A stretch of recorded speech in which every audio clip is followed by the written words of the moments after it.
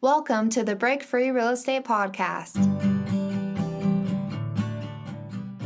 Hey everyone, today David and I are here and we are going to talk to you guys about how to handle tenant turnover and vacancy on your rental property.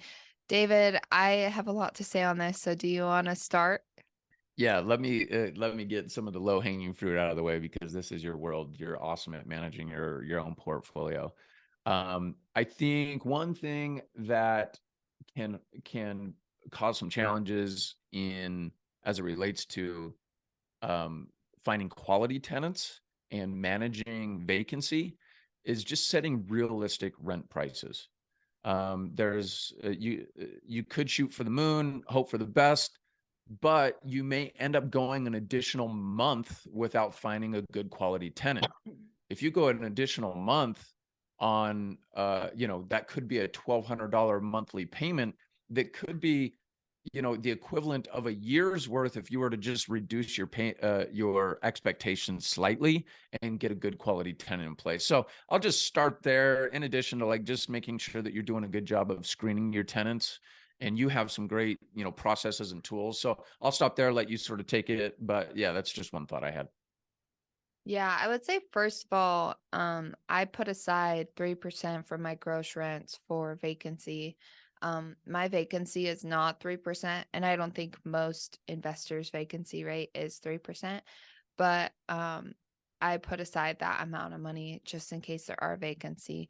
So that way I can use that money for the mortgage payment or to fix up the property if the deposit didn't cover it. So that's the first thing, is make sure that you have the reserves and you're building the reserves for turnover. The next thing is I try doing leases, right? So doing a 6 month or a year lease Mm. is going to help you from getting turnover too quickly. The reason why midterm rentals are becoming very popular is because people need 3 month rents a lot, and so they'll increase the rents to cover like a 5 month period.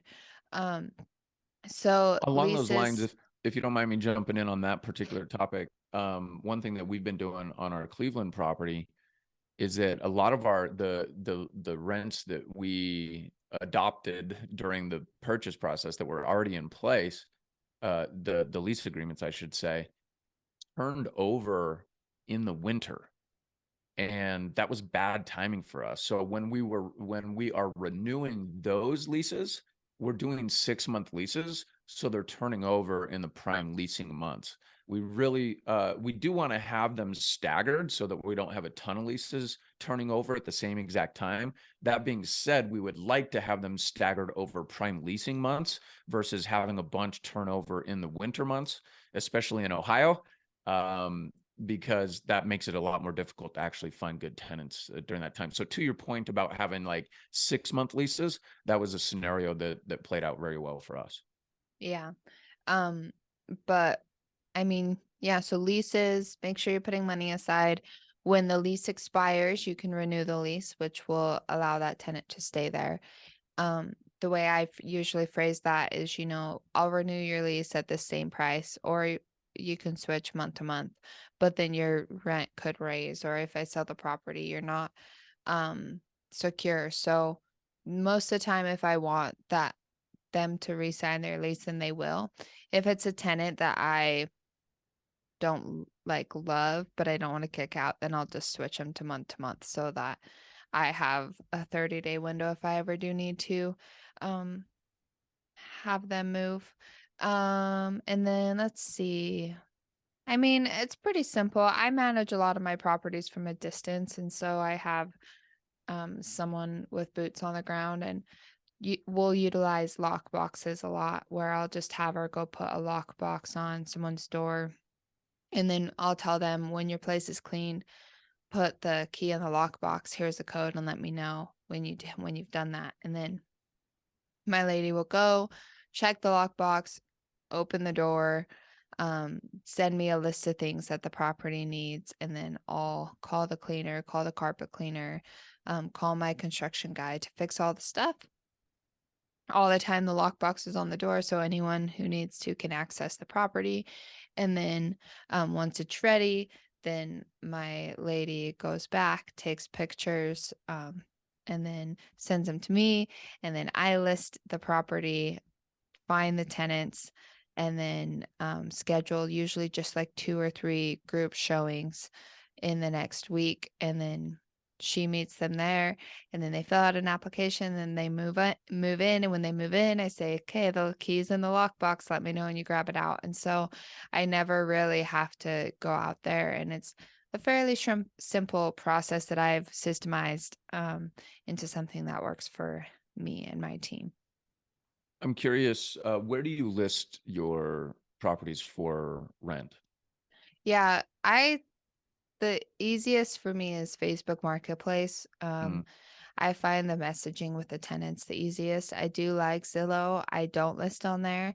The one thing I like about Zillow is that they can fill out an application that they can use for any of the different properties they're looking at.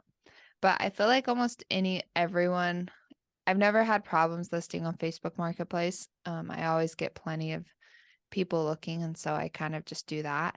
Um, but rent renters weren't if rentals weren't in such high demand, mhm. then you'd probably have to list it on everything. But for now, I'm getting away with just listing it on Facebook Marketplace. Yeah, and to your point, like we have been in, and we're currently in a market where vacancy is just incredibly low. But that won't always be the case. At some point in time in the future, that's going to fluctuate. And then, implementing some of these strategies, including what you've mentioned this multiple times on other episodes about how you just try to be a good landlord and like treat the tenants with respect and make repairs, in a timely manner and deal with their questions and concerns and just try to have a good relationship with the tenant. That actually goes a very long way to, keeping good tenants and attracting other great tenants. Yeah, for sure. That's it for today. For more daily investing tips and real estate secrets, don't forget to visit breakfreerealestate.com and make sure to like, subscribe, and share our podcast. We will see you tomorrow.